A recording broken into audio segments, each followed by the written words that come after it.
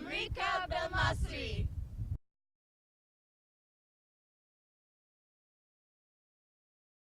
احنا النهارده نازلين عشان نشوف المحلات العربيه ازاي بتوفر للرجال العربيه كل حاجه هم بيحتاجوها، وكانهم فعلا في البلاد بتاعتهم في بلادهم العربيه.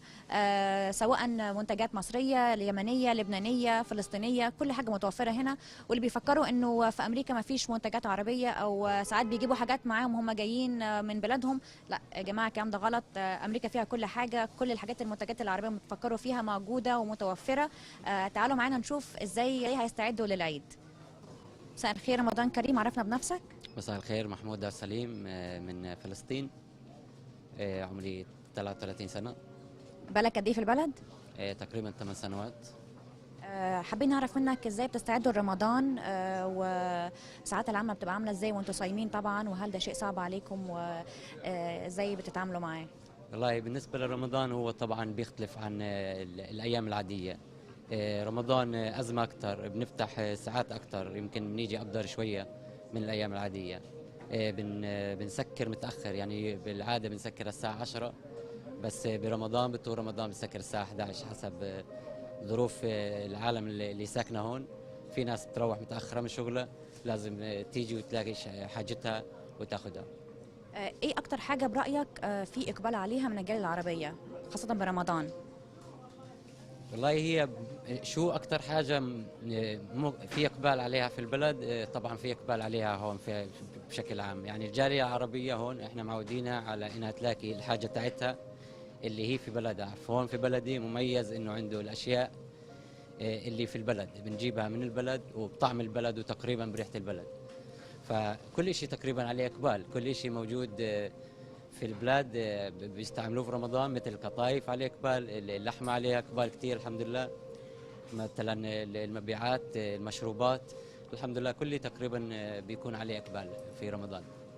هل حاسس انه المبيعات في شهر رمضان اكتر ولا في الشهور العاديه اكتر، او هل في مثلا اقبال اكتر في رمضان مثلا عشان في عزومات ناس تعزم كتير، فتلاقي الضغط اكتر مثلا عليكم في رمضان اكتر من الشهور العاديه؟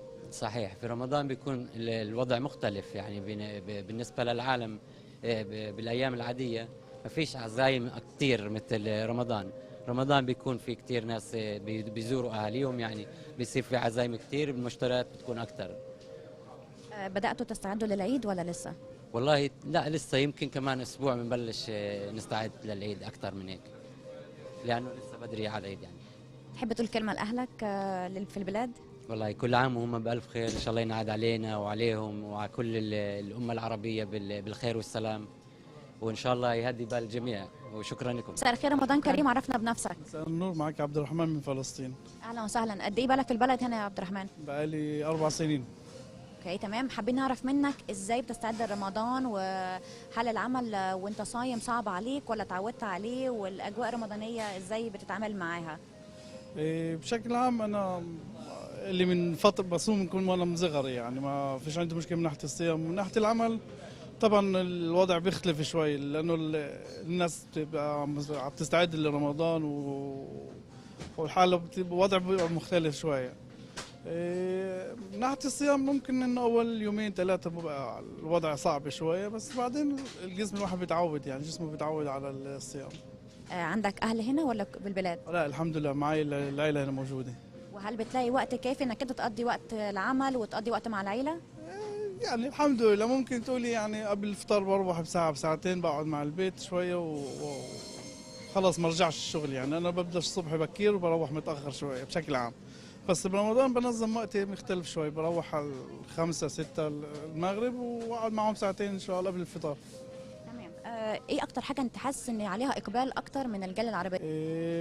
بشكل عام طبعا كل دولة بتختلف شوية. في ناس اللي بتحب مثلا ممكن تاخذ الفلسطينيين بياكلوا الخروف أكتر من البيف أو الفراخ. بشكل عام لا، يعني اللحمة ماشية أكتر من الفراخ، يعني ما إقبال على اللحمة أكتر. تحب تقول اي كلمه للاهل في البلاد؟ المظبوط، بعيد على كل أهل فلسطين، يعني كل سنة وانتم طيبين وإن شاء الله ينصح لنا هيك المشوار السنة الجاية نبقى نشوف الأهل والعائلة كلها، لأنه الوالدة والعائلة كلها موجودة في البلاد. شكرا. رمضان كريم. عليكم وعليكم، رمضان كريم. كانت معكم سهيلة حراني لبرنامج أمريكا بالمصري.